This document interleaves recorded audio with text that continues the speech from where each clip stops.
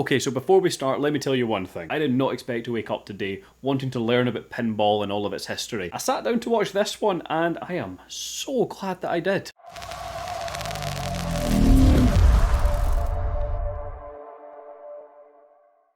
Very quickly, if you enjoy the cut of my jib, consider hitting subscribe. Not only will it keep you up to date with these movies to add to your watch list, but you're going to make my day. And that being said, let's get on with this one. Pinball, the man who saved the game. Probably one of the longest titles I think I've had on this channel so far, but it's so worth it. So this is a biopic that I did not know was being made and I didn't know anything about going into it. It just popped up for me and for some reason I gravitated towards it, and for whatever reason that was, I am so happy I've seen this. So if you didn't know, let me give you the brief rundown of the history of pinballs based on this movie. They were banned for about 35 years over in the States. Don't know about the rest of the world, we're focusing on the States here. Because they were banned on the basis that they thought they were gambling machines. Somebody was running for office and he bracketed this under gambling, and so just put a widespread ban on it, and other states started following suit. So you could only play pinball by going somewhere that legally shouldn't be having it, or you buy your own machine. You know, they started redesigning the machines as well to try and get rid of the gambling aspect of it, and that didn't quite work because it took away what made a pinball machine good. Anyway, that being said, let's get on to the movie and how this man saved it. Now, we're following Roger, and this biopic is different to a lot of the ones you've seen. It is being narrated by Roger in like present day. Not the real Roger, of course, it's still an actor for that. However, it's done in the style that he's sitting down telling his story and then we're watching it unfold. You know, he comes onto the screen, so when he's describing a moment, young Roger's there and old Roger's there as well. It was quite unique to see in a biopic and I fucking loved it here. As he's telling his story, and like all biopics do, there's a lot of backstory and a lot of ground to cover. The person interviewing him tells him that they're going wildly off track and try and pull it back to where it needs to be. You know, the interviewer's only here for the pinball aspect, but Roger wants to talk about his relationship starting and growing with Ellen, talk about his new job at the GQ at the time. All these other aspects are relevant to his story leading up to saving pinball, but it's not quite pinball based, if that makes sense. So there's a lot of really funny moments and plays on biopics when old Roger is questioned to get back on track with his story, question even the rating of the movie and what it should be, whether he can swear or not. Are you with the mother... What rating are we going for? PG-13. Cursing? You get one. Okay, I'll save it. I thought that was a fucking great moment and a really nice one here. Are you with the mother-loving MAA? And they even call out the fact that some of the moments that start being portrayed are not real. Like it's a dramatization of the true story. Seriously? The let me show you how to play cuddling from behind thing? Really? Seriously? And old Roger calls that out. No, stop.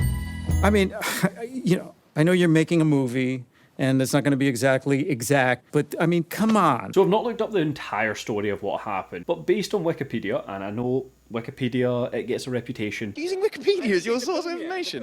Based on that, though, the movie seems to follow the story correctly. You know, the fact that old Roger is calling out the way in which the story is being told, you would want to believe that this story is probably the most accurate biopic ever, given that it's put forward with that angle. Basically, young Roger here is a writer and he's struggling to get a job, and he just gets his foot in the door at GQ. And once he starts running a few different stories, he just wants to talk about pinball. He fucking loves pinball, this man. He's obsessed with it. He starts going to a sex shop just to play it. Because it's illegal, no one else will have it. And he never even peeks behind the curtain. It's not an interest to him. The guy is just a massive nerd for pinball and he wants to come in and play nothing but pinball and ignore all the noises he's hearing. And he's hearing some noises. And then we meet his love interest, Ellen, and she is fantastic in this movie. I thought the two of them worked together so well. She's got an 11-year-old boy, you know, she is older than Roger, to be fair. The blossoming of their relationship, I just love to see. You're really rooting for them entirely in this movie. One, Roger is just a nerd finding love, but then also Ellen as the kind of single mum struggling to find a new man, for both herself and for her son. So when they're together, I'm so glad to say their chemistry is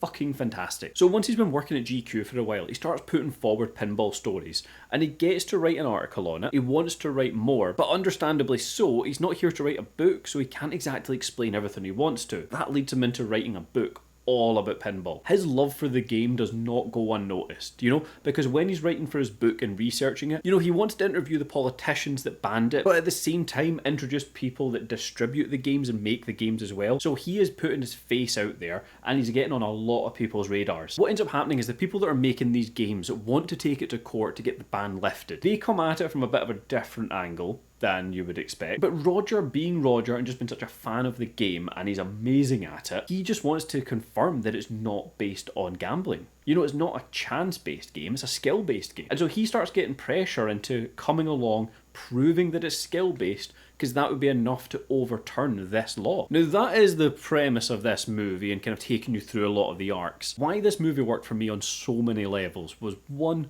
the chemistry with all the characters was fantastic. Everybody in here brought their A game. I did not think I would enjoy a movie about pinball quite so much. And even the two actors playing young Roger and older Roger, I thought they were great casting. They look the part to play the same person, just like 40 years of difference between them. Roger is just an absolute nerd through and through. And ladies, if you're looking for a man that you can absolutely get behind, pick a nerd. Like, this is the reason why you need a nerd and stop going for like the bad boys. Wish we could all be a bit more like Roger, minus the mustache. And another thing that I noticed throughout this movie is it does a lot of callbacks in very subtle ways, and that I fully appreciate. You know, in a lot of movies, and certainly in biopics, they'll maybe set up a reference. It could even just be a thing that characters say to each other in one context, and then by the end of the movie, it's said again with a new context and it's a very big deal. They do that here, kind of. There are a lot of those moments where the same thing is a recall to earlier in the movie, but it isn't done as like a massive placeholder. You know, it's not a big dramatic moment. It's just as subtle it was the first time it played out. And I just love to see that. I am all for subtlety in movies, so seeing it here for what could have been a very heavy-handed moment, you know, like an absolute wink at the camera, like we said the thing from earlier. No. If you didn't notice they said it again, you wouldn't be losing out. But when you notice, I just think that's a little bit more appreciation here. I love that Ellen at no point puts down Roger for being just a huge nerd that loves pinball. And I'm going to keep saying huge nerd. It's not derogatory. I am on his side 100%. And at the same time, Ellen is never treated like in a bad place as a single mum. You know, she's looking to get a man and have someone that she can trust, of course, but they never play the angle that she in any way is like a victim of her situation or her circumstance. And again, credit there. Like, no one got brought down in this movie, if that makes sense. Everyone was only elevated above where their starting place was. This movie is clearly very set in its time, which you're going to see on screen based on like all of the costumes. It felt fantastic. It was a nice movie to be in. The soundtrack was really good as well. It was very funky and it just worked in this film. And the movie was funny. Now, I know that's a subjective thing, granted, but the movie genuinely had me laughing throughout it. You know, some of the characters are bit characters.